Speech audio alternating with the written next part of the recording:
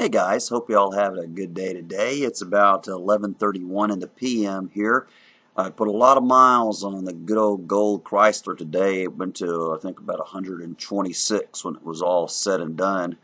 I started out here in good old Stone Mountain, then went over to Gainesville, picked up Tito over in the Sugarloaf area off of Old Peachtree Parkway, and then on over to Gainesville to meet with Mike Taylor, who's a church planter in the area. He's a guy that's looking to maybe do some church planting work in some of the apartment complexes, and we kind of went, he's looking for my impression on all of it, actually. And, I'm becoming more and more convinced that the off-site mode is what's going to really work. So you have to have an off-site location centrally located, and then have work in these missions, and then have the main group work meet in an area that looks more church-like, because people generally don't consider meeting at the leasing office, leasing center, or community center at an apartment complex as a real church. And just for better or for worse, that's the reality of it. So we just got to accept that that's the reality of it, and then figure out, okay, what are we going to do? When I talk to these guys that are church planners, I'm always asking them, is that really what you want to do? I mean, is that what you're looking for, is to, build a church and build a brick and mortar church and have people come to it? Or are you more interested in doing the missionary work, which is the evangelism and discipleship? What is it that you really like to do? What is it that really floats your boat?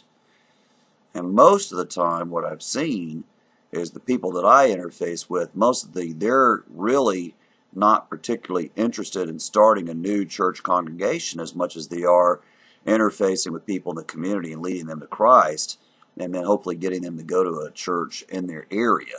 And that's kind of the paradigm that I've adopted, because what happens is, as soon as you say you're a church planter and they come and take a look at what we're doing at the missions, I mean, it's people studying the Bible, they may sing some songs, they may take an offering, but does it look like what they're used to when they say the word church? Not really. And so they tend to see what you're doing as, if you stack it up with church and a real church, then they kind of consider what we're doing as a failure. But when you say, well, we're not really calling ourselves a church, what we're doing is the missionary end of the stuff, where we're trying to mobilize church people to interface with people in the community, lead them to Jesus, and have them, get saved. And you see the thousands of people that we mobilize and the hundreds of people that get saved, and the ones that we get plugged in at church, then they can say, well, what we're doing is effective and makes sense. So it's very important that everybody's on the same page with how they're defining terms and what they see as the criteria for a successful ministry. It's real important. So, I've had this discussion with numerous amount of partners, especially guys that are getting ready to start new stuff, and it's just saying, you got to be really careful the kind of expectations that you give people, and do what you really feel called to do. So I'm not trying to discourage them from doing church planting. I'm just trying to give them the reality that the people who live in apartment complexes tend to be nomadic. They don't tend to stay there for a long time. And you get a core group of people that really make up the basis of your church, and then they all leave every 24 months. That's pretty tough. If you can imagine, if everybody in your church left, and you had a completely new congregation every 2 years, can you imagine that happening at your church, what that would be like? How difficult that would be if everybody in your church was a new believer. So it's trying to establish churches in these multi-housing congregations, I have found to be very difficult. And it doesn't mean we don't stop doing evangelism and discipleship. I think that has to be our main job. That and mobilizing people from the surrounding churches to get involved with them. Then as you build those one-on-one relationships with people, then they want to go to church where you go to church. That's how it works. That's what I've seen actually work. So we'll see what's going on. I've got a meeting tomorrow morning with Sam Bandela, who was my mentor, just like, I'm the mentor of, I don't know, 15 people at least that I'm kind of coaching along on how the best way to do this stuff is.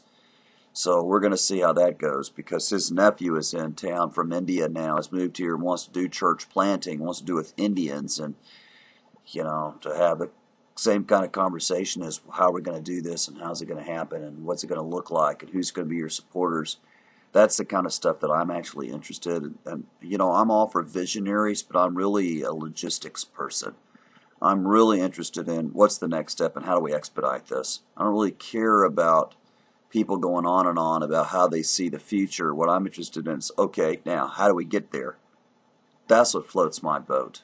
Uh, I move at light speed compared to most people, and that's just one of the things. I mean, my daddy always used to say, like when we would do construction and stuff, he said, Tim, I may not do the job as fast as you do, and I may not do it as precisely as Jim, who's my brother, does. I'm somewhere in the middle, and that's true. I mean, I have really put an emphasis on speed and a sense of urgency and really trying to get things into motion because I want to start immediately, even if it's not a big start, but just a small start where you overcome that inertia and actually get work in motion.